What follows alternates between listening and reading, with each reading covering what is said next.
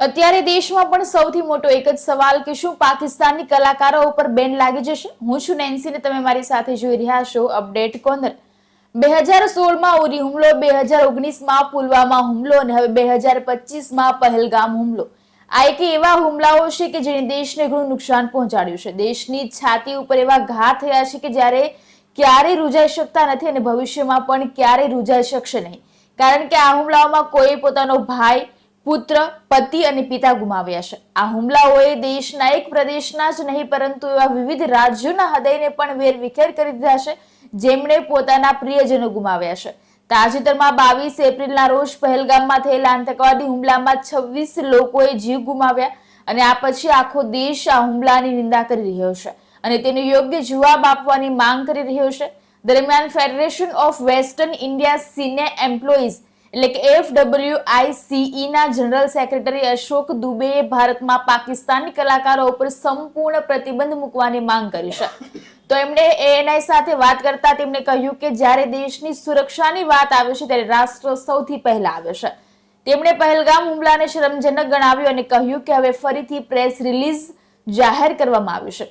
અશોક દુબેએ કહ્યું કે જો FWICE કોઈ પણ સભ્ય પાકિસ્તાની કલાકારો કે ટેકનિશિયનો સાથે કામ કરતો જોવા મળશે તો તેની સામે કાર્યવાહી કરવામાં આવશે અને તેને ઉદ્યોગમાં કામ કરવાથી પ્રતિબંધિત કરવામાં આવશે।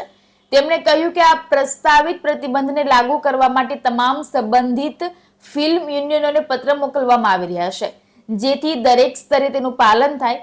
તેમણે એમ પણ કહ્યું કે આ ફક્ત સંગઠનની જ નહીં પરંતુ સમગ્ર દેશની ભાવના છે। FWICE માહિતી અને પ્રસારણ મંત્રીને એક પત્ર પણ લખ્યો છે, જેમાં તેમણે અપીલ કરી છે કે જો કોઈ ભારતીય કલાકાર પાકિસ્તાની કલાકારો સાથે કામ કરે છે તો તેની સામે રાજદ્રોહનો કેસ દાખલ થવો જોઈએ। અશોકે એ પણ કહ્યું કે અમે ઈચ્છીએ છીએ કે સરકાર આ અંગે એક સૂચના બહાર પાડે જેથી બીજું કોઈ ફરીથી આવું કરતા પહેલા 1000 વાર વિચારે। આ દેશની સુરક્ષા અને સન્માનનો મામલો છે। અશોક દુબેએ એ પણ જણાવ્યું કે અમે અમારા તમામ સંલગ્ન સંગઠનોને એક પત્ર મોકલ્યો છે। જો ભવિષ્યમાં કોઈ સભ્ય પાકિસ્તાન સંબંધિત કોઈ પણ પ્રવૃત્તિમાં સામેલ જોવા મળશે તો તેને ફિલ્મ ઉદ્યોગમાં કામ કરવા ઉપર પ્રતિબંધ મૂકવામાં આવશે। તેમણે ભારપૂર્વક જણાવ્યું હતું કે હવે આવા કિસ્સાઓમાં કોઈ નહીં અને કડક કાર્યવાહી કરવામાં આવશે, જેથી આ એક ઉદાહરણ બને। એટલું જ નહીં, આ હુમલાની સીધી અસર પાકિસ્તાની અભિનેતા ફવાદ ખાનની ફિલ્મ ઉપર પણ જોવા મળી રહી છે।